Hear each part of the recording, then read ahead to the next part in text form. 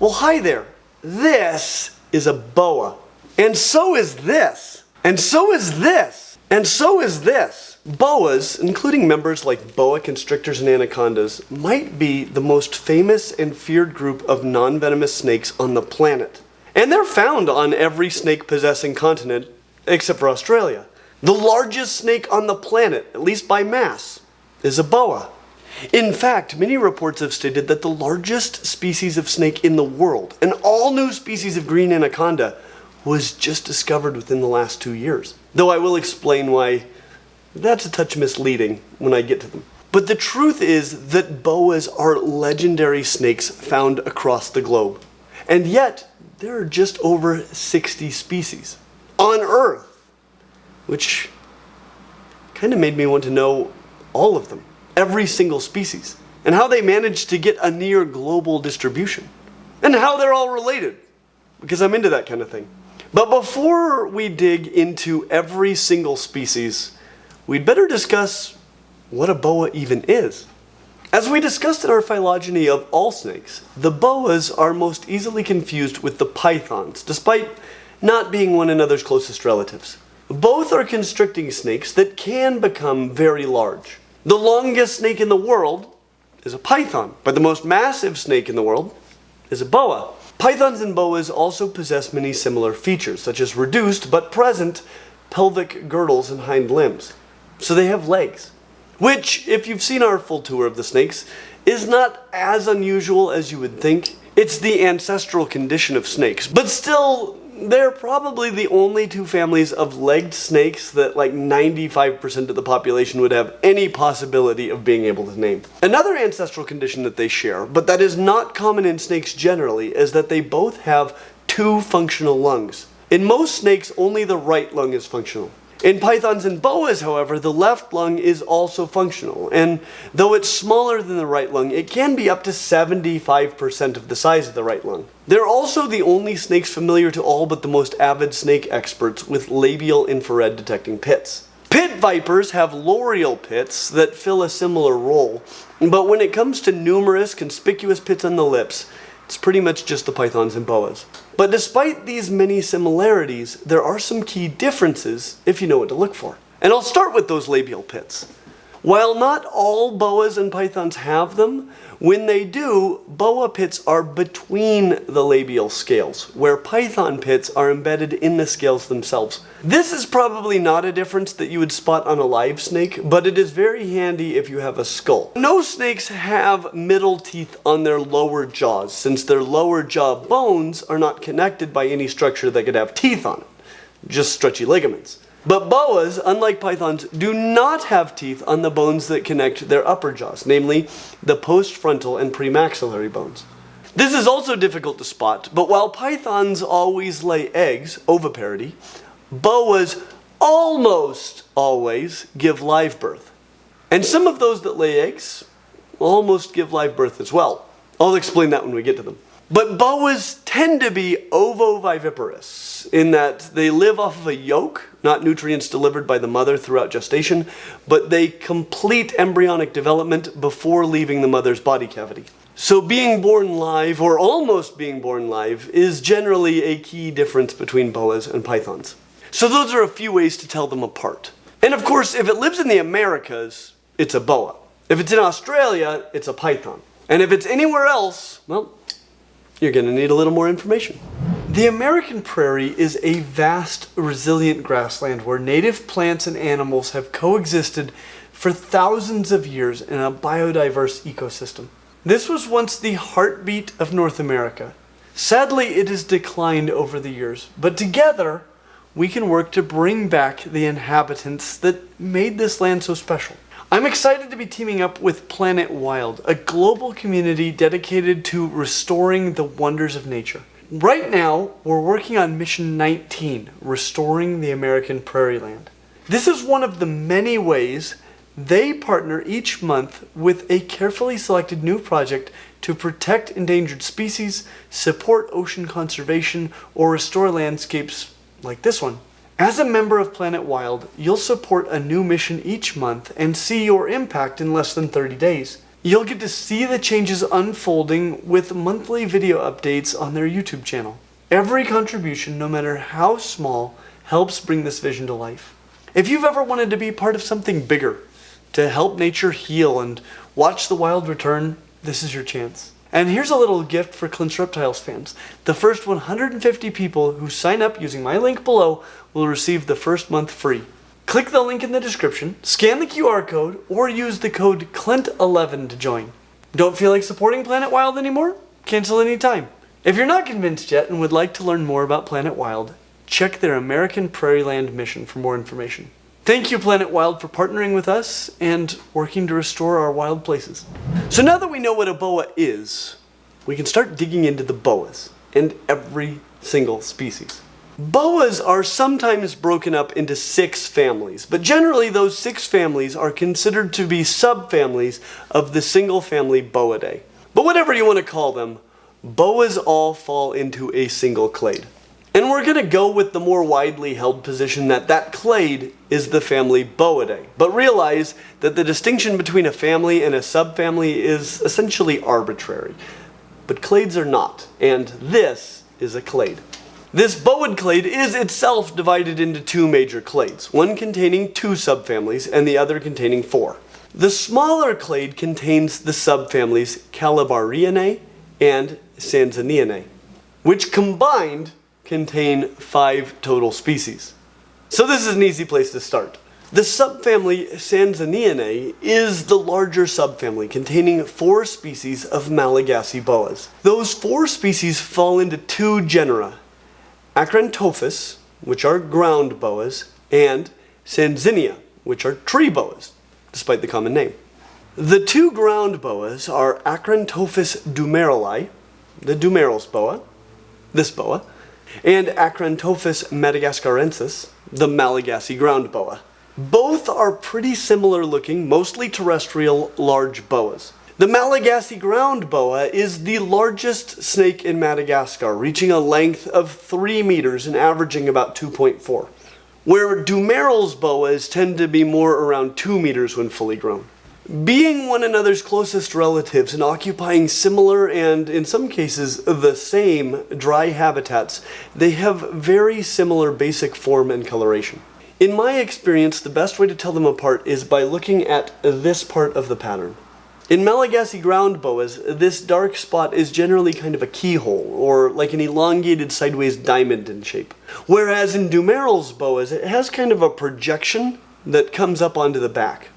They often kind of look like X's, and in some cases they connect to the corresponding spot on the other side of the snake, going completely over the back.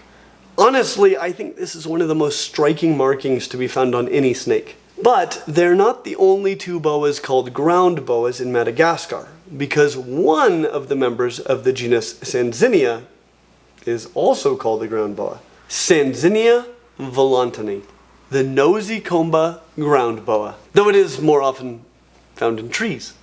In fact, for a long time it was considered to be the same thing as the other member of the genus Sanzinia, Sanzinia madagascarensis, the Malagasy tree boa, which probably tells us that it will be difficult to tell them apart.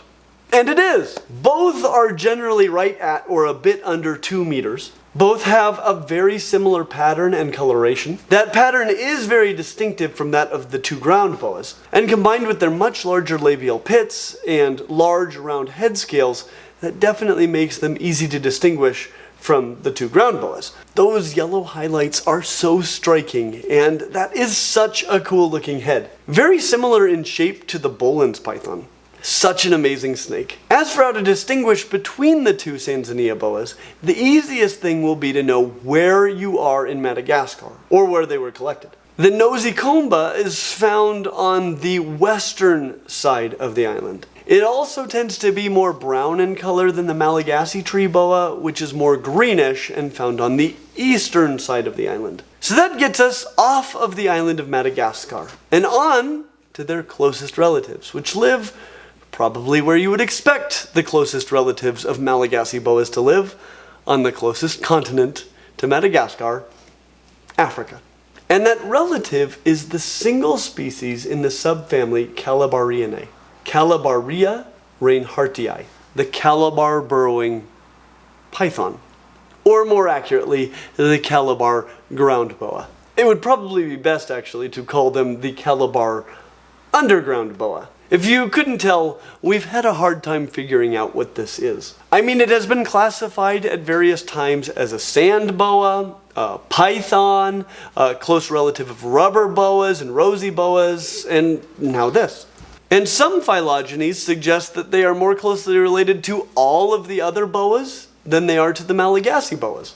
So I'm not sure we're ready to put the question of where they go to bed just yet. I can remember the first time that I saw one. It was crazy. It really did remind me a lot of a rubber boa, but it was a python. Crazy! Well, not so crazy considering how much convergence there is between boas and pythons, but still crazy. But they are no more than about a meter long, with a cylindrical body, a blunt tail that very much resembles the head, and a dark coloration with bright speckling. They have tiny eyes and are built for a life of digging. And they dig primarily through the leaf litter of the rainforests of equatorial Africa. So, why did we think it was a python? They don't have labial pits, so it wasn't for that reason, but they lay eggs. And given that Africa has both boas and pythons, what would you think that it was? And they lay huge eggs. These are basically the kiwis of fossorial boas. They only lay 2 or 3 eggs, but they make up half of the weight of the female. So while I have seen these in the pet trade, I wouldn't expect them to be the next big thing. And that gets us to the much larger of the 2 boa clades. But within this larger clade, the subfamily least closely related to the other 3 is the subfamily Ungaliophiinae, which is another tiny subfamily. 3 total species in 2 genera of what you would call Neotropical dwarf boas, or bromeliad boas. 2 species in the genus Ungaliopus, and 1 in the genus Boa. So this is a New World group found as far north as southern Mexico and as far south as Colombia. And while they might not be quite as much of a mystery as the Calabar boas, the fact that these boas lack a left lung has thrown a wrench into their classification as well. They really look a lot like colubrid snakes, but the vestigial hind limbs should give them away as not being in the Colubrids. All 3 species are relatively small, about half a meter at most, and are reclusive and very rare to encounter. The single species in the genus Boa, Boa placata, found in southern Mexico, is a glossy black with no real pattern and hexagonal scales. The 2 species in the genus Ungaliopus look very different from that, with very high contrast gray and black pattern. But they're very difficult to tell one from the other. However, I have found one easy way to distinguish between the 2 that seems to hold up. So the northern species, Ungaliopus continentalis, also known as the Chiapan boa from Mexico, Guatemala, and Honduras, is gray with round or oval spots that have whitish outlines. Whereas the southern species, Ungaliopus panamensis, also known as the Panamanian dwarf boa from Nicaragua, Costa Rica, Colombia, and unsurprisingly Panama, has the same coloration but triangular spots that often meet at the tips to form an hourglass shape on the back of the snake. And just like that, we have covered half of the subfamilies of boas. And yet, we aren't even a fifth of the way through the boas, because all 3 of the remaining subfamilies are bigger than any of the 3 that we've discussed so far. In some cases, way bigger. It's time to dig into the second largest subfamily of boas, the family Erycinae, the Old World sand boas, which are more closely related to the 2 remaining subfamilies than they are to anything we've discussed so far. So we started our journey in Madagascar and Africa, wandered over to the Americas, and now we're back, somewhere in the Old World. You'd think, given the common name. Old World sand boas are all over the Old World, Africa, Asia, and Europe, but also North America. So, world sand boas might be more appropriate. In fact, they're found on every continent where you find boas today, except for the one where boas likely originated, South America. But we'll get deeper into how they got around the world in a bit. Right now, we need to discuss the sand boas. And I'm dropping the moniker Old World because, while the majority of species are in the Old World, 2 of the 3 genera are in the New World. So Old World sand boas seems like a fitting name for the genus Eryx. But New World sand boas, or even North American sand boas, seems like a fair name for the other 2. But let's start with the Old World sand boas and move on to their North American closest relatives. And it is a solid place to start. There are 13 species in the genus Eryx. If you add up all of the boa species in the 4 subfamilies smaller than Erycinae, guess how many species you get? 13. So Eryx is kind of a big deal. And yet most reptile enthusiasts have only heard of 1, maybe 2 species. And as goofy looking and weird as those 2 are, they aren't the goofiest looking or weirdest members of the genus. But we'll start with the species that you're most likely to know. Eryx colubrinus, the Kenyan sand boa. From Kenya, Egypt, Sudan, South Sudan, Ethiopia, Eritrea, Tanzania, and Somalia. So East African sand boa might be a better name for them. But whatever you call it, if you only know 1 sand boa, at least 1 Old World sand boa, then this is probably the one that you know. Like most sand boas, they are relatively small, though females can get nearly a meter long. Males are considerably smaller. They're heavily built fossorial snakes with rather small heads and somewhat blunt tails. Smooth scales in the front, rough keeled scales in the back, and goofy looking dorsally oriented eyeballs. Their coloration is quite striking, with an orange dorsal on a black background with a white belly. Of course, you'll hardly see those colors because they spend almost all of their time buried in the sand with just their goofy googly eyeballs sticking out. So if you only know 1 truly Old World sand boa, it's probably this one. But if you know a second one, it's probably this one, Eryx conicus, the rough-scaled sand boa of Pakistan, Nepal, India, and Sri Lanka. They are overall very similarly proportioned to East African sand boas, but do get a tiny bit closer to a meter long. Despite a fairly similar shape, other than a much pointier tail, you should never confuse them with East Africans. As you might have guessed, their scales are more keeled all over, so they have rougher scales. They also tend to be brown, with a darker dorsal pattern in the form of blotches or a zigzag instead of orange and black. So those are the 2 that you're most likely to know already, which is cool.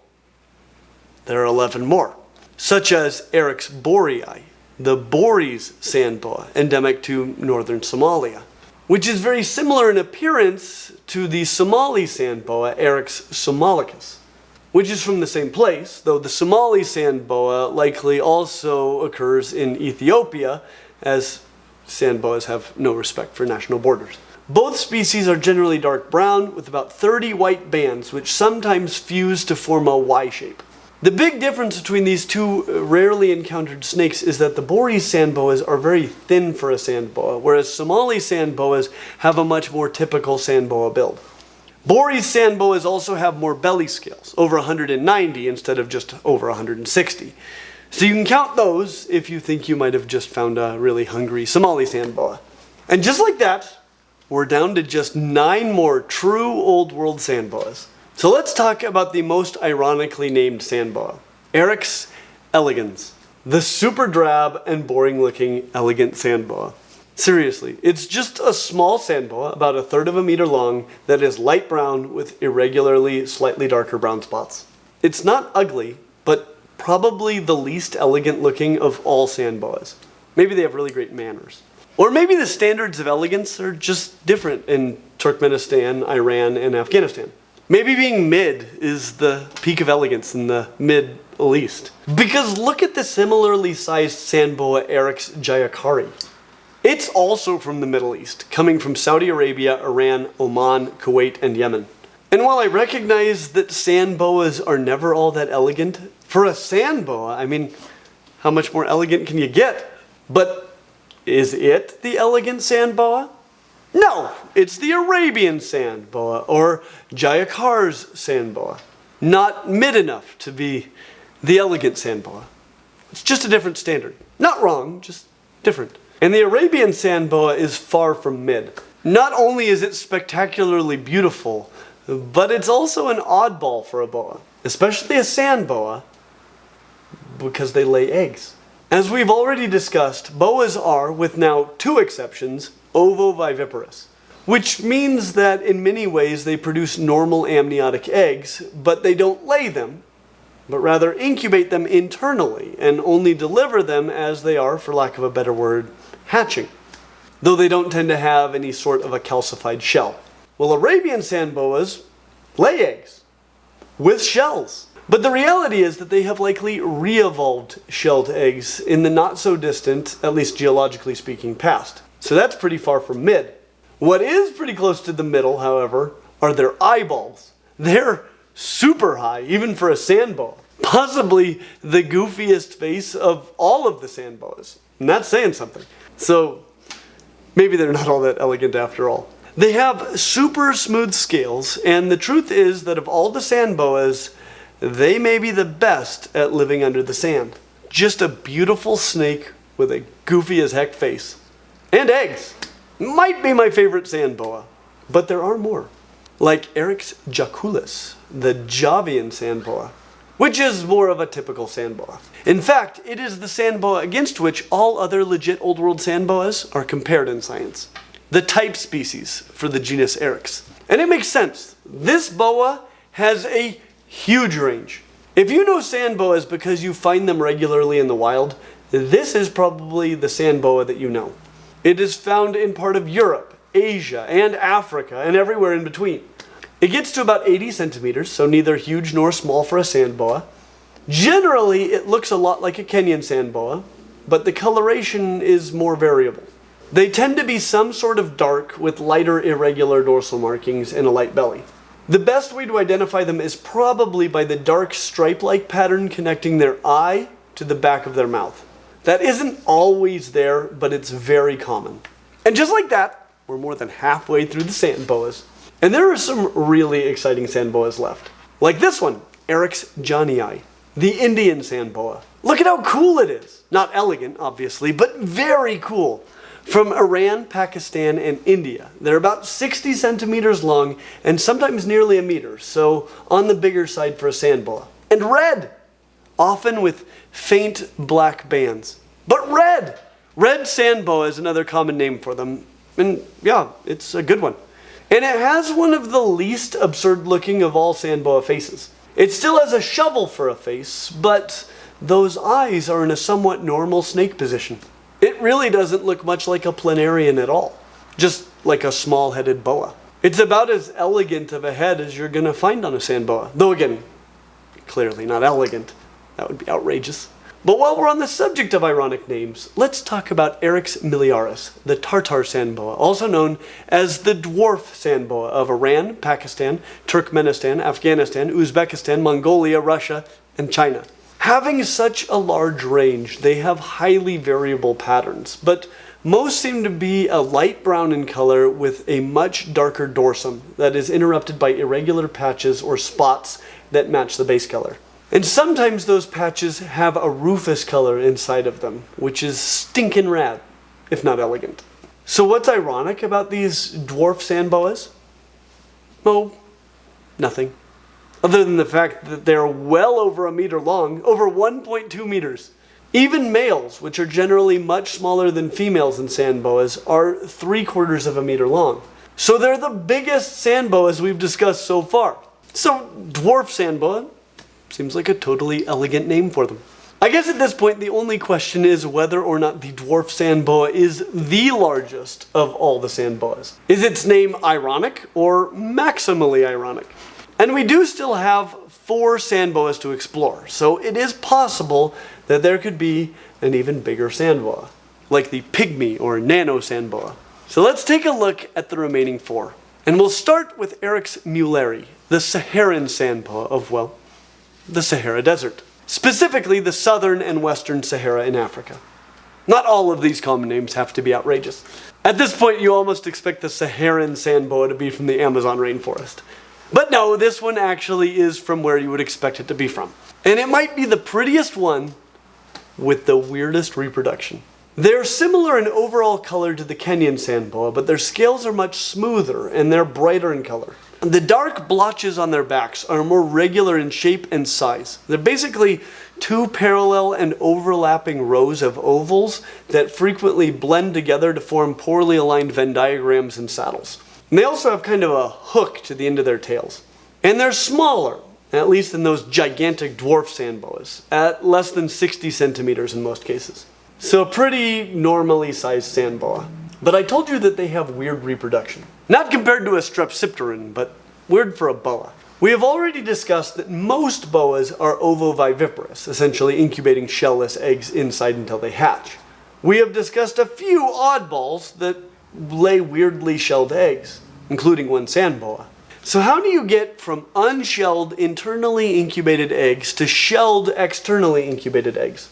Well, Saharan sand boas are glad you asked. How about producing eggs with thin, semi-transparent shells that they incubate internally until they're a few days from hatching and then lay so they can finish incubating externally? How about that? Because that's what they do, which is pretty weird. So the Saharan sand boa has weird reproduction, has a non-ironic name, and is a normally sized sand boa, not a behemoth like the dwarf sand boa. The next one I also assume to be smaller than the dwarf sand boa, though information is very limited on this one as it was only described a few years ago. It is called Eryx cystinensis. It looks a great deal like the Indian sand boa, and both of them exist in Iran where this new species was found. It appears to be more of a brown than red, but so are some Indian sand boas.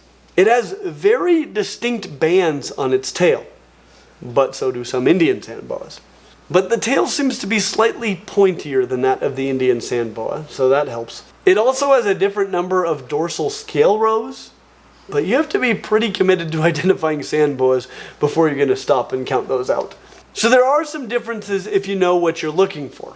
However, it was only because of genetic analysis that we discovered that they were a different species. A theme that we will discuss again when we get to the new species of green anaconda that we just discovered. Anyway, I don't think that there is any evidence to suggest that Eryx cystinensis is significantly larger than the Indian sand boa, so let's move on. Only two left. And let's start with Eryx vittatus of Tajikistan, the eastern sand boa. Being from only one nation that most people don't even know exists, it is unsurprising that it is very poorly known. And while I've not heard that they're particularly large, it does seem that they were once classified as the same species, but a different subspecies, as the dwarf sand boa. So if you find one well over a meter long, please let me know. I do read most of the comments on these videos. But that gets us to our final true Old World sand boa, Eryx whitakeri, Whitaker's sand boa of India, which has the least planarian head of all of the true Old World sand boas. Honestly, it looks more like a North American sand boa than it does an Old World sand boa. I love that head. Honestly, I mean, this one isn't going to get much of a laugh out of people, but it's pretty good looking. I've always liked boa heads, and I really like the coloring too. Very Madagascar ground boa. A light brown with a darker brown irregular dorsal. Very similar to the rough-scaled sand boa, but with much smoother scales. And given that they are both found in India, knowing this distinction could be of value. But how big is it? Less than 80 centimeters. Which means that if there is a bigger sand boa anywhere on Earth than the dwarf sand boa, it might need to be on the other side of the world. In the New World, where the other two genera of Old World sand boas live. Because of irony. The other two genera being the genus Lycanura, the rosy boas, and the genus Carina, the rubber boas, which are more closely related to one another than they are to the true Old World sand boas. Each genus includes only two species, so despite there being more genera in the New World, the species diversity of sand boas is still greater in the Old World. And despite being a family that originated in the New World, I believe that these are the only four native boid species in North America north of Mexico.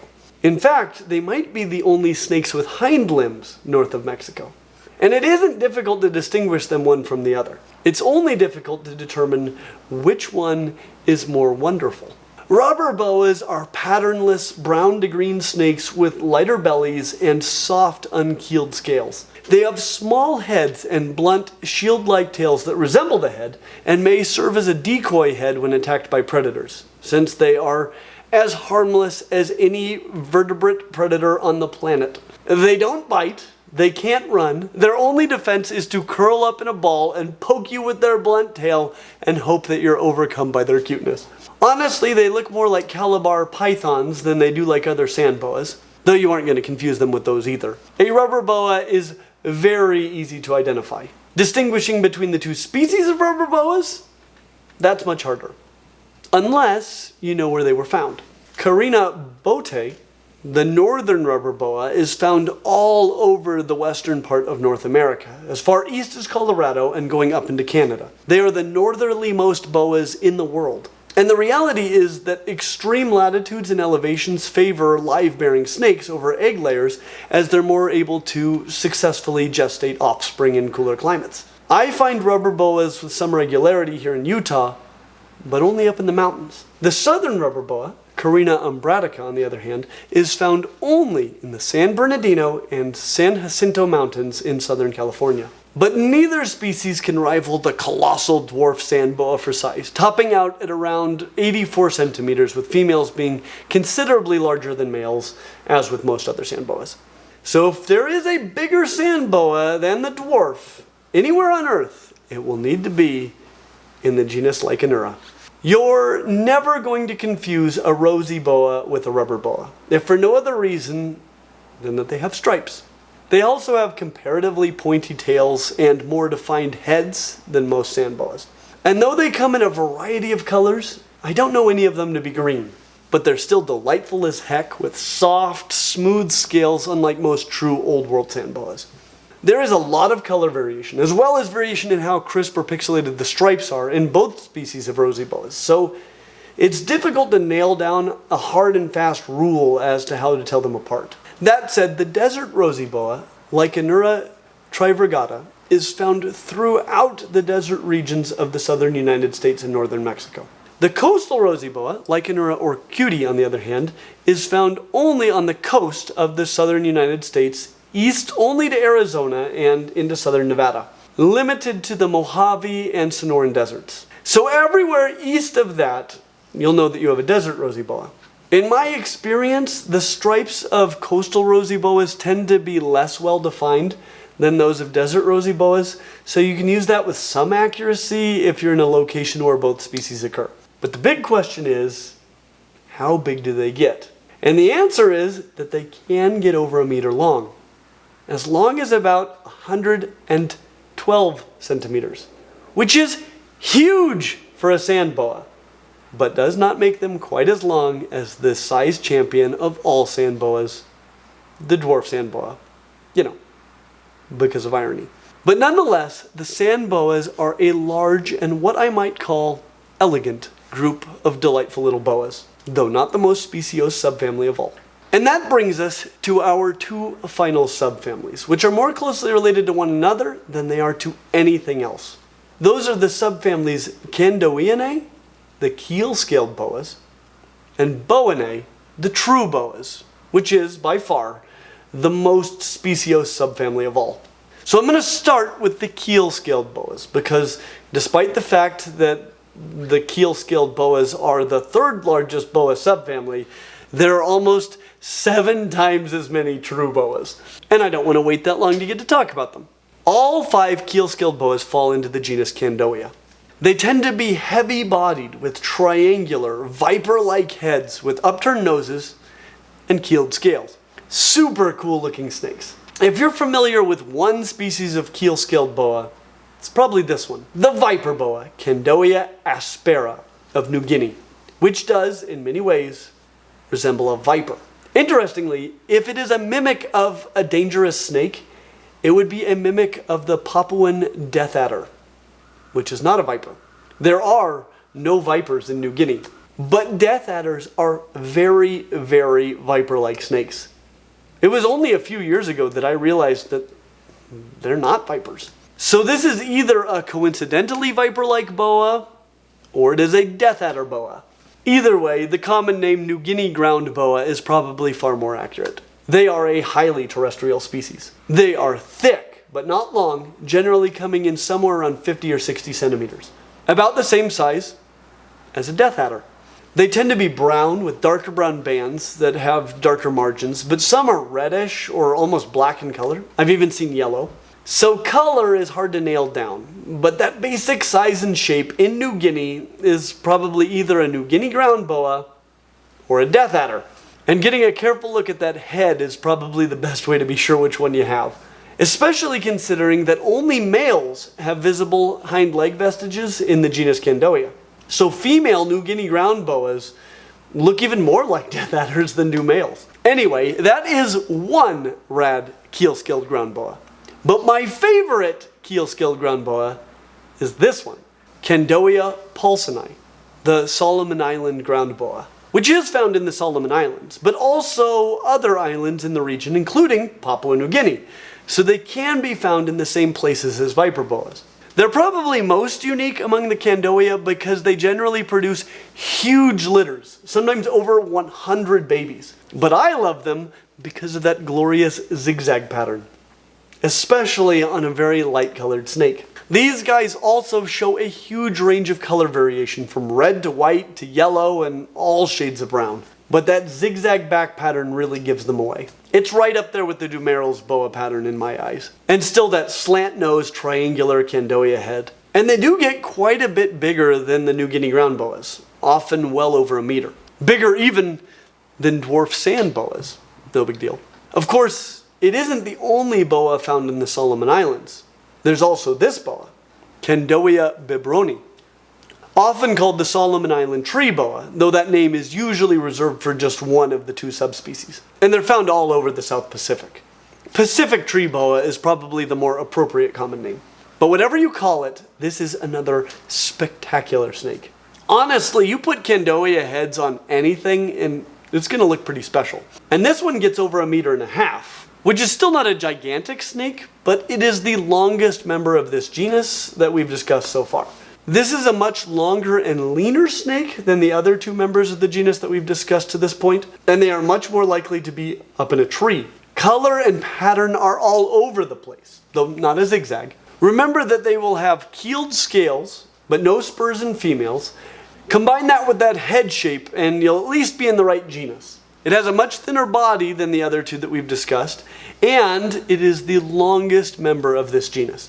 The other two species include Candoia superciliosa, the Palau bevel-nosed boa, and Candoia carinata, the Pacific ground boa. The Palau bevel-nosed boa has all of the typical Candoia features and a widely diverse color and pattern palette. They are unsurprisingly found in Palau, but have white spots on their postanal scales and lack keels on one row of their dorsal scales. So that should set them apart from the rest. And they're a bit smaller, never even getting to 90 centimeters.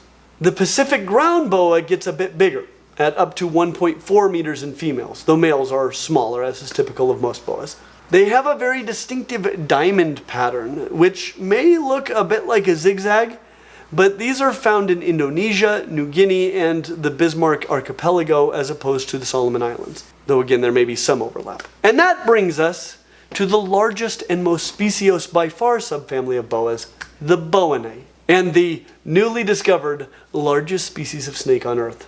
So far we've discussed 30 species of boas. Well, this one remaining subfamily has somewhere in the neighborhood of 34. So now might be a good time to refill your popcorn because we ain't done yet.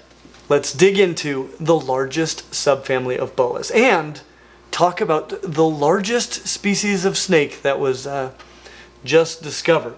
The Boidae is divided into 5 genera, and the genus least closely related to the other 4, and probably the best known, is the genus Boa, which includes the species of snake with the best known of all species names, boa constrictor. To be clear, all boas are constrictors, but there is a species, Boa constrictor, as well as 5 other species in that genus. including the most widely kept pet in the genus Boa, which is a constrictor, but is not a boa constrictor. Members of the genus Boa are found in the Caribbean and in the Americas from Mexico into South America. In general, it is somewhat difficult to differentiate the 5 species in the genus Boa from one another, but pretty darn easy to identify them as being in the genus Boa. All of them are fairly heavy-bodied snakes with a very distinctive head shape. It's much wider than the neck, with a very wolf-like snout and nose, and a dark stripe coming back from the eye. Their pattern tends to be a series of saddles that are somewhat similar to Batman's logo in shape, with dark inverted triangles on their sides and lighter diamonds below them. And no conspicuous labial pits, though they do have heat detecting ability from the cells between the scales. So it isn't hard to identify a member of this genus if you know what to look for. But it is hard to tell the species apart from one another. If you've ever seen one before, odds are that it was this one, Boa imperator. Often called a BCI in reference to its former designation as a subspecies of boa constrictor. It's often called the Central American boa or Colombian boa because it's found in both of those places. It ranges from southern Mexico to northern Colombia and on some Caribbean islands as well. While by no means a small snake, they are on the smaller side of the genus Boa, getting up to about 3.7 meters, but generally being between 1.3 and 2.5. They often have red tails, though not as red as the tails of many of the boa constrictors. The best way that I've found to tell them apart from boa constrictor is by counting the saddles, going all the way from the neck to the tip of the tail. If they have more than 22 saddles, it's boa imperator. Fewer than 22, boa constrictor. This doesn't work for the Argentine boa, but they look nothing like boa imperator. And if it has 22, then you're going to need to count a lot of scales or do a genetic analysis. Or at least know where it was found. Because everywhere south of Colombia, if you can't decide between boa imperator and boa constrictor, it's the latter. Boa constrictors are found pretty much all over South America east of the Andes Mountains. We found a real beauty our first night in the Amazon. They are, on average, larger than boa imperator, with females commonly reaching 3 meters, and in some cases far exceeding 4 meters in length, though not all subspecies are this large. Some have exceedingly red tails, though some have dark or even black tails, such as the Peruvian long-tailed boa or the Argentine boa, which are 2 spectacularly rad boas. So those are 2 members of the genus Boa that you likely already knew existed. Let's talk about the other 4, such as Boa nebulosa, the Dominican boa of Dominica. Not the Dominican Republic. This is the Commonwealth of Dominica. And this is the only place on Earth where they're found. They look like a boa, but have drab coloring from gray to brown, and their pattern fades as they age, with a dark tail with yellow to orangish coloration between the dark saddles. They often have even more saddles than boa imperator. That is, if you can see the saddles. And they're more the size of boa constrictor at 3 to 4 meters. But the fact that you are in the Commonwealth of Dominica should put to rest any question as to which boa you just found. Boa orophias, the St. Lucia boa, is only found on the island of St. Lucia. And if you are there, and you find a clear member of the genus Boa, Bob's your uncle. It's another large but not overly colorful boa. Sizes over 3 meters are not at all uncommon, and coloration tends to be brownish with dark, irregularly shaped saddles. But again, there's a good reason that you haven't ever seen one. You're not in St. Lucia. So those are 2 boas that you didn't know about because you've never even heard of the nations where they occur. However, Boa sigma, the Mexican West Coast boa, comes from western Mexico. And you probably know where that is. It's pretty much found in the tropical dry forests all down the Mexican coast. Honestly, if you are on the west coast of Mexico and you find a member of the genus Boa, this is probably it. It seems to be a smaller member of the genus and has a dark coloration. And if it seems unfair that the Pacific coast has its own boa species, well, the east coast of Brazil is evening out the score. A 6th boa species that was just described this year, Boa atlantica, the Atlantic boa. which in that region you could confuse with boa constrictor, but nothing else. In fact, you're going to need to do a lot of scale counting and genetic sequencing to know the difference, which someone just did for the first time last year. And now we have a 6th boa species. A little window into how we just got a new anaconda. Anyway, that is the genus Boa. The next most distantly related genus in the Boinae are the stinkin' rad Neotropical tree boas of the genus Coralis. 9 total species, making it the 2nd largest genus in the subfamily. And though they are found in roughly the same places as the genus Boa, you are never going to confuse the two. Neotropical tree boas are generally long and thin and somewhat laterally compressed, like a fish, with huge labial pits. Perhaps the largest and most conspicuous labial pits on any genus of snakes on the planet. Perhaps only rivaled by the python genus Morelia, which is highly convergent overall with the Coralis boas. So it's a good place to remember that the pits of boas are between the scales and those of pythons through the scales. But honestly, the pits of a green tree python do not even begin to rival those of an emerald tree boa. These guys are just the kings of labial pits. They also, as a genus, tend to have large eyes. These are nocturnal arboreal hunters that need to be able to see both light and heat really well in order to capture their prey, which may be running or flying by, and it won't be coming back. So they are the kings of pits and have big eyes and ginormous teeth. When you grab birds in flight and mammals as they pass by your position high up in trees, you need some big teeth to get through the fur or feathers and hold on tight. If you lose it, it's not coming back. Their teeth are as long as many viper fangs, and in many cases they need to fold like the teeth of vipers, which is crazy. So they are the kings of pits and the non-venomous kings of teeth, at least for their size. If you only know one species of neotropical tree boas, you probably actually know 2, but you don't know how to tell them apart. Those would be the 2 species of emerald tree boas. The northern emerald tree boa, Coralis caninus, and the Amazon basin emerald tree boa, Coralis batesii. Both of them are green as adults, though like green tree pythons, they're red or yellow as juveniles. Both are found in South America, but there are many ways to tell them apart. I think the easiest thing to look for is that the Amazon basin emerald tree boas have a white stripe right down their spine that connects the transverse white stripes that both of the species possess. Whereas those transverse stripes are unconnected islands for the northern Amazon tree boas. Amazon basin boas also grow to a larger size, up to about 2.7 meters, where northerns are smaller, more like 1.8 meters. Amazon basin boas are also found in the Amazon basin. Shocking, I know. Whereas northerns are found in the northern part of South America.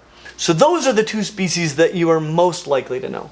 After them, you're most likely to know one of the most variable and glorious snakes in the world.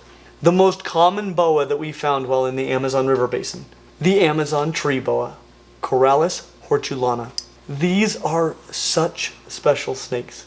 Absolute skittles in a long, skinny, long-toothed, bitey package. These guys get up to about 2 meters, but they are much, much thinner than are the emerald tree boas. They come in colors from black to brown, to yellow, to orange, to red, and basically every type of blend in between, from mixes to mosaics. Their pattern can also vary greatly, from highly intricate to totally patternless. They're found in a broad range of habitat types, from southern Central America to as far south as Peru, Bolivia, and Brazil in South America, east of the Andes Mountains. Given how diverse their color and pattern can be, it seems like a nightmare to identify them. But in that range, there isn't really much that you could mistake them with. However, they do have some other close relatives, such as Coralis annulatus, the annulated or ringed tree boa, that does overlap the Amazon tree boa range somewhat, though their range goes more northerly into Central America and not as far south in South America as that of the Amazon tree boas. But the good news is that annulated tree boas are almost always some sort of reddish brown, a bit like a Colombian rainbow boa that we'll be discussing later, Like rainbow boas, their pattern is ring-like, though the rings don't tend to be round, but more of an elongated diamond shape. So it'd be pretty rare to find an Amazon tree boa that looks just like one, even where their ranges overlap. Though it could be easy to confuse it with Corallus blumbergi, the Ecuadorian annulated tree boa, which looks almost identical. However, the Ecuadorian annulated tree boa is found only in western Ecuador, and a touch into Colombia, also on the Pacific coast. So if you are there, and you find a reddish-brown skinny tree boa with diamond rings, that's probably what you have. It would be easy to confuse an Amazon tree boa with the favorite neotropical boa of big blue monsters, Corallus cookii, the Cook's tree boa, as it looks very much like a smaller brown Amazon tree boa. They only get to be about 1.5 meters. And though they lack the color variation of Amazon tree boas, you would probably need to count scales to distinguish between the two if it wasn't for the fact that cookii can only be found on the island of St. Vincent in the Caribbean. But if that's where you are, and you find a smaller, skinny tree boa, well, just remember, C is for cookii, and that's good enough for me. Another tree boa that is found in the range of the Amazon tree boa, but that you would never mistake for anything else, and if you ever see one in your life, you're unbelievably lucky, is Corallus cropanii, the Cropanese tree boa.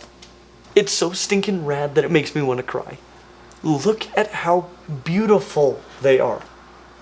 Or better said, it is. Because that is the only one that we have seen since 1953. So when this one was found in 2017, it was kind of a big deal. And all 6 individuals that have ever been found were found in Sao Paulo, Brazil.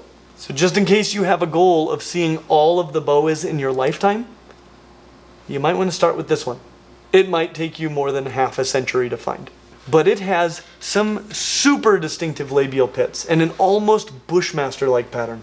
So you'll probably know that you've found it once you find the Holy Grail. Corallus granadensis, the Granada tree boa, is another one that you could confuse with an Amazon tree boa, except it's in the Grenadines, an island chain that includes St. Vincent, where the Cook's tree boa is found. However, the Granada tree boa isn't found in St. Vincent. That's good enough for me. So that leaves only one more tree boa that you might confuse with any of the others that we've discussed here. And that is Corallus ruschenbergii, the common or Central American tree boa, which is from Central America, as well as northern South America east of the Andes. So they don't occupy all of the range of the Amazon tree boa, but a lot of it. They're among the largest members of the genus, getting up to about 2 meters long. And while they don't have all of the color variation of the Amazon tree boas, their pattern and color do vary greatly, and they do look a bit like their cousins. But a diamond pattern is common with them, as well as a yellow chin and underbelly. So those features can really help. And that gets us to the final 3 genera of boas found on Earth today, which are all more closely related to one another than they are to anything else alive today. And the genus least closely related to the other 2 is the largest boid genus of all, the genus Calabar, the West Indian boas, which are from the West Indies, which is very far away from Western India. And I'm still excited to talk about how they dispersed to almost every part of the globe. But right now, just remember that we're discussing boas in the Caribbean and not on the Indian subcontinent, which probably explains why this is such a diverse genus in terms of the number of species. Basically, each group of islands has its own species of Calabar boas, sometimes multiple species. And some of these boas are tiny, and others are huge. In general, reptiles tend to get larger on islands because they don't need to compete with large mammals, as viable populations of large mammals are difficult to maintain long term on small islands. This phenomenon in reptiles is called insular gigantism, and this applies to snakes. But it also means that there are often no large mammals to eat, and so the available prey may all be small. So, despite the lack of competition with large mammals, in many cases only snakes that specialize on smaller prey may be successful on small islands, meaning that snakes, unlike most reptiles, often become smaller on islands, due to the size of available prey. A phenomenon that we also see in reticulated pythons, which I'd love to discuss if you'd like for us to do this again about the pythons in the future. So let me know down in the comments. But this group of boas is a great example of actually both of these phenomena. So let's go on an island tour of the West Indies and find out what's going on with the boas of the genus Kilobothris. And let's start in the Dominican Republic with a species that was just described in 2021. Kilobothris ampulophus, the Hispaniolan vine boa. Hispaniola being the island where Haiti and the Dominican Republic are located, as well as Will at one point in his life. This is a tiny, unsurprisingly skinny little boa. It only gets to be about 2/3 of a meter long, and it's basically a shoelace with a pretty distinctive head.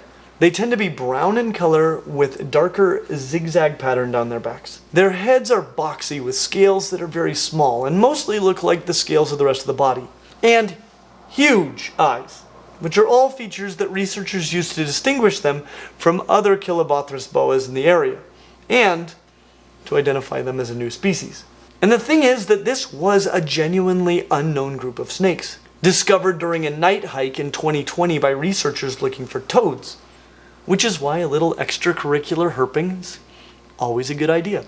And while we're in Hispaniola, let's take a look at another member of the genus, Kilobothris fordii, the Haitian ground boa, which is thicker with smaller eyes and a more sloped, considerably less boxy head than its vine-like island mate. It has a much blotchier pattern that is usually lighter in the middle than at the periphery. Though it's only a bit longer than its tiny vine cousin, maxing out at less than 3/4 of a meter long, you'd probably never confuse the two. Perhaps a more likely boa to confuse with the Hispaniolan vine boa would be the Hispaniolan gracile boa, Kilobothris gracilis, though the gracile boa is longer, getting to nearly 90 centimeters. It also has a very distinctive pattern of dark spots down its back instead of a zigzag.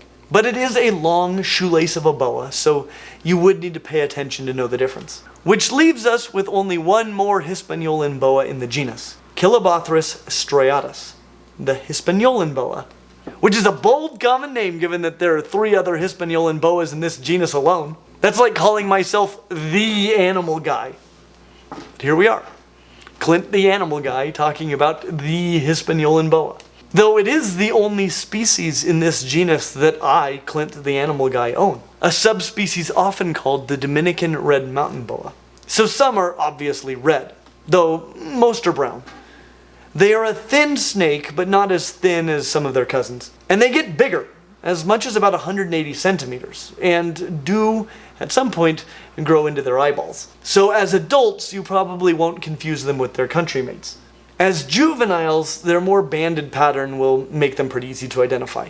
So those are some small to medium-sized boas from Hispaniola. Now, let's look at a giant from Cuba, Kilobothris angulifer, the Cuban boa, which is, as far as I can tell, the only true boa in Cuba.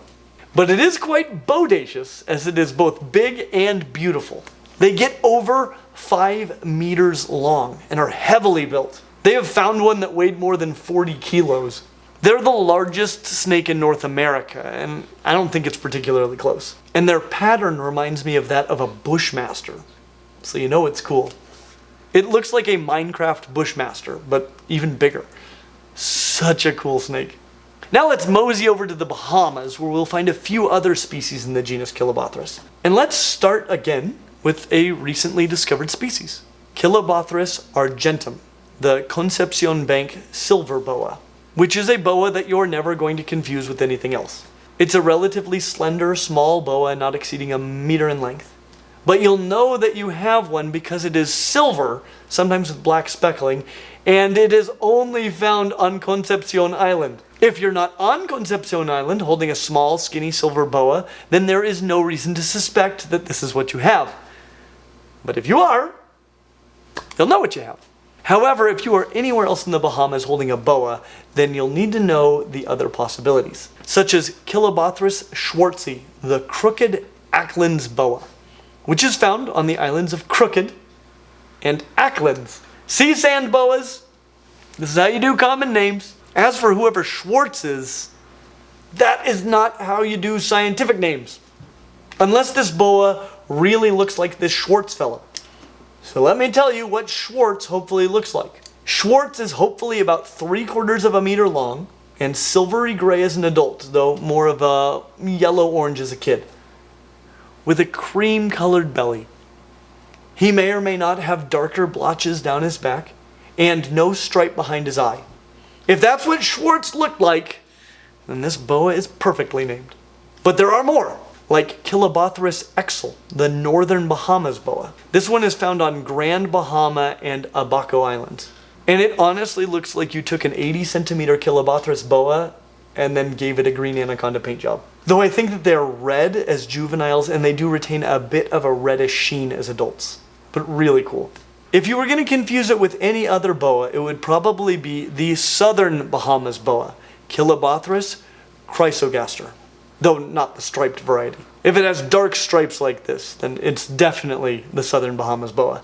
But it may also have a pattern more like that of the northern, and then some are patternless. But they are more gray than greenish and found in the southern Bahamas. Some even maintain their juvenile red or orange coloration into adulthood. So there is no reason to confuse the two if you know where you are on the map. And that leaves us with just one more known Bahamian boa. The Bahamian boa, Kilobothris strigillatus. Audacity. But this is the largest and most widely distributed boa in the Bahamas, so if you were going to call any of these 5 Bahamian boas the Bahamian boa, I suppose it should be this one. They get well over 2 meters long, so that's a pretty strong giveaway. And they have a lot of pattern, especially featuring a dark dorsal with lighter spots and stripes down the sides at times. There are several subspecies, but they generally look something like this. They really look very different from most of the other boas, and unless you are in very specific places, if you find a boa in the Bahamas that looks anything like this, there shouldn't be much question about which one you have. As was the case in Cuba and across much of the Caribbean, there are also dwarf boas of the family Tropidophiidae. But they are, as we discussed in our video about all of the snakes, more closely related to American pipe snakes than they are to actual boas. So Kilobothris boas are the only true boas in the Bahamas. Though not being in the genus Boa, it could be argued that they aren't true boas either. But at least they are true boids. Unfortunately, right now, I need to tell you something disappointing that I recently learned. There are canaries in the Canary Islands. In fact, that is where they come from. So I can't tell one of my favorite jokes anymore. Because in the Canary Islands, there are canaries. So can you guess what there are in the Virgin Islands? The Virgin Island boa! That's what! Why? What were you thinking? Oh, and they seem to have no trouble reproducing. Thanks for asking. Kilobothris grantii, the Virgin Island boa of Puerto Rico and the Virgin Islands. And its doppelganger, Kilobothris monensis, the Mona Island boa from Mona Island. So, honestly, knowing which one you're looking at will depend on whether or not you are in Mona. Both are light brown with darker brown bands and even darker margins. And they tend to be under a meter long. But there is another boa in Puerto Rico, the Puerto Rican boa, Kilobothris inornatus, which gets closer to 2 meters long. While they're still brown with brown bands, the bands are much less well defined, and it's pretty easy to distinguish between the two. To find the last boa in this genus, we need to go to Jamaica, where we will find Kilobothris subflavus, the Jamaican boa. Enough people said they know they can't believe. Jamaica, we have a Kilobothris boa, the biggest of Jamaica's snakes. So they're big, over 2 meters long, the top land predator in Jamaica, and so cool looking. It looks like a black-tailed crebo, but even cooler. They're golden in the front with some dark markings transitioning into a nearly solid black posterior region. Unmistakable and rad to the core. And that gets us to our final 2 genera of boas and the newly discovered largest snake in the world. The 2 most closely related genera in all of the Boinae. In fact, the 2 genera are so closely related that I have some phylogenies that would invalidate one or the other genus as one genus appears to be nested within the other. So it is possible that anacondas are just big rainbow boas, or rainbow boas are just little anacondas. But at present, all anacondas are in the genus Eunectes, and the rainbow boas are in the genus Epicrates. And I'll start with the anacondas because I have already made you wait rather long enough to discuss this new species. Anacondas are the largest of all snakes, and the largest of them all was just discovered. Anacondas are semi-aquatic boas from South America, and today are represented by 5 species. If you would have asked me last year, I would have said 4 species. But now the number is 5. And if you would have asked me at the Numanium, I would have told you that there are only 3 species.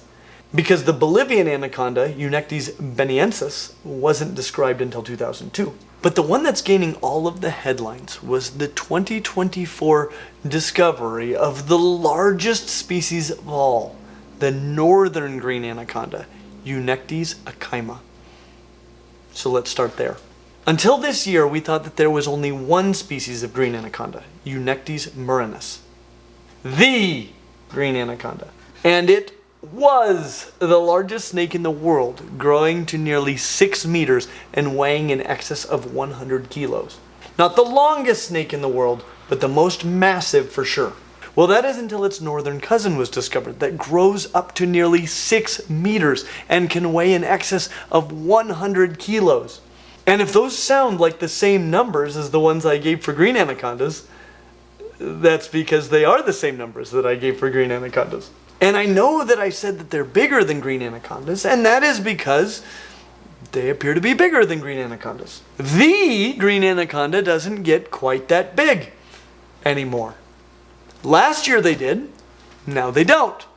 And they may again. In fact, by next year, the green anaconda may be considered to be the most massive snake in the world without any close rivals. So hopefully this is a little upsetting. I probably better explain. The green anaconda is found in Peru, Bolivia, French Guiana, Suriname, and Brazil. They have an overall green color with dark spots, ocelli on the sides, yellow bellies, and silly sandboa eyeballs. And if you read the headlines, you would swear that somebody was recently hacking through the jungle and discovered another, nearly identical but larger species of green anaconda, the northern green anaconda, a little bit farther north in Ecuador, Colombia, Venezuela, Trinidad, as well as northern Suriname, French Guiana, and Brazil. A previously unknown population of giant snakes, even bigger than the green anacondas that we knew to exist, just waiting to be found. But that's not what happened. We have known about these snakes for a long time. But since they are morphologically and as far as we know genetically identical to the green anaconda, we considered all green anacondas to be the same species, Eunectes murinus. So why do they now consider them to be 2 different species? Well, for starters, we don't have any good markers yet to analyze anacondas based on their nuclear genome. Not only can we not tell the 2 green anacondas apart, we can't even tell green and yellow anacondas apart using their nuclear genome. But your nuclear genome isn't the only genome in your cells, because your mitochondria are completely other cells that live in your cells. They have their own genome, and being bacteria, they reproduce asexually. And it turns out that there is a significant difference between the mitochondrial genomes of the green anaconda and the northern green anaconda, large enough that it leads some researchers to conclude that they're different species, though others disagree. And the species from which we have found the largest individuals are the northern green anacondas. Hence why they are now the largest species of snakes in the world, but only by a little bit, at least for the moment. Of course, those same researchers think that there should be only 2, not 3, species of yellow anacondas, which many feel was premature and poorly grounded. So basically, everyone thinks that there are 4 species of anacondas. The question is just whether we have 2 species of green and 2 species of yellow, or 3 species of yellow and only 1 species of green. But we'll round up in both categories. And now that we have discussed both species of green, let's talk about all 3 species of yellow anacondas. And we'll start with the yellow anaconda, Eunectes notaeus of Bolivia, Brazil, Paraguay, and Argentina. Yellow anacondas are smaller, generally under 4 meters long, so, I mean, obviously not small. And some do get over 4.5 meters. They tend to be more yellow than green, and their dorsal spots tend to be less round. And their side pattern is usually more disrupted than that of the green anacondas. Their closest relatives are both so closely related to one another that they may be the same species. Those are the Bolivian anaconda, Eunectes beniensis, and the dark-spotted anaconda, Eunectes deschauensii. Dark-spotted anacondas are found in Brazil and French Guiana. I'll give you one guess where the Bolivian anacondas are found. While Bolivian anacondas are about the same size as yellows, dark-spotted anacondas are smaller, generally less than 2.5 meters. Dark-spotted anacondas are often a yellowish green with huge dark oval-shaped saddles and dark spots on the side. Bolivian anacondas look very similar, just bigger. And that takes us to the final genus of boas. The 5 species of rainbow boas of the genus Epicrates. And if you only know one species in this genus, it's almost certainly this one, Epicrates kentria, often called the Brazilian rainbow boa, though that name is probably best reserved for a single subspecies. They also occur in French Guiana, Suriname, Guyana, Colombia, Venezuela, Peru, Bolivia, and Argentina. And the ones in the pet trade came, as I understand, from Peru originally, a place where I have had the privilege of seeing them in the wild. I also own a pair here at Clint's Reptile Room. They're a medium-sized boa, typically growing to about 1.5 meters, with a relatively heavy body for a snake that spends considerable time in the trees. They are red, orange, or brown, with dark rings on their backs and kind of like Kool-Aid Man faces on their sides. Oh yeah. And significant iridescence. Certainly not unique to them, in fact very common in boas, but the reason for the name rainbow boa. If you know a second species, it's probably this one, Epicrates maurus, the Colombian rainbow boa, which also has a huge range encompassing more than the nation in its name. They come from farther north, Nicaragua, Costa Rica, Panama, Venezuela, Guyana, Suriname, Brazil, Trinidad, Tobago, and Isla Margarita, as well as Colombia. They are the smallest species of rainbow boa, with some not even reaching 1 meter in length. They are similar in basic build to the Brazilian rainbow boa, but they tend to be much more brown in color with less well-defined pattern. Sometimes they almost look patternless, though rings are usually present. So what are the other 3? Well, let's start with the Argentinian boa of Argentina, Bolivia, and Paraguay, Epicrates alvarezi. I guess if you don't call it Argentine, then you don't expose yourself to controversy. This is a very cool looking boa. They're about the same size as Brazilian rainbow boas, but they are a little more brown, and while their pattern is similar, they have dark patterns between the rings on their backs. And their head pattern is much more disrupted than the stripes on the heads of Brazilian rainbow boas. Honestly though, if you want a rainbow boa that you could confuse with the Brazilian rainbow boa, it would probably be this one, Epicrates assisi, the Caatinga rainbow boa from Brazil, and only Brazil. It almost seems appropriate to call it the Brazilian rainbow boa, but let's not be ridiculous. It is so beautiful though.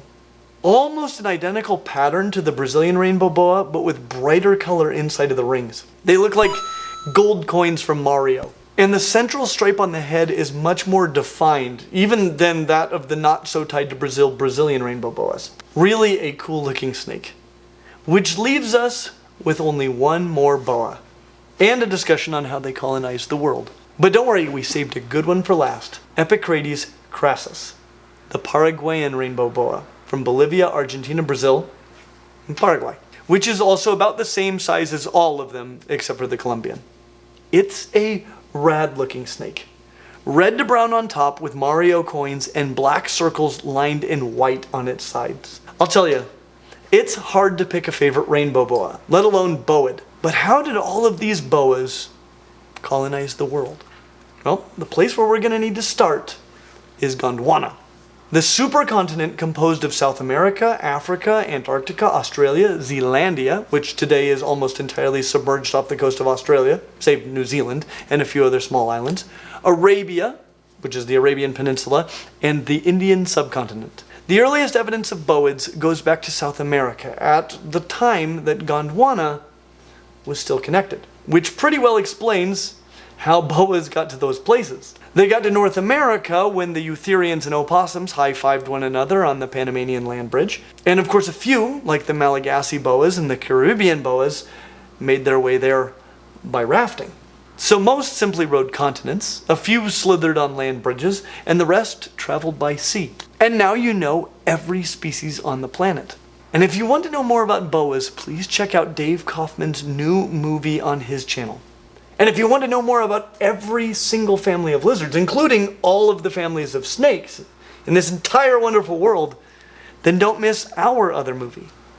Because this is the second movie that we have released this month. Why not go from 0 to 2 just like that? If you've enjoyed them, please thank these people who've made them possible. And even consider joining them. As always, like and subscribe, and we hope to see you real soon. When did this happen with the intersections? Have we always had this many trains? Not this This many. is called a train of trains. This is 3 trains in the same space. The train ridiculous. vecta. Triple trains. They've been training for this. Oh man. Can you imagine the kind of coordination? You have to be a train traffic controller. TTC. That's what they call them. Yeah. That seems close. I'll bet you could throw a rock. From one train to the other train. You just throw it straight up. Lands on the other train. Because of physics.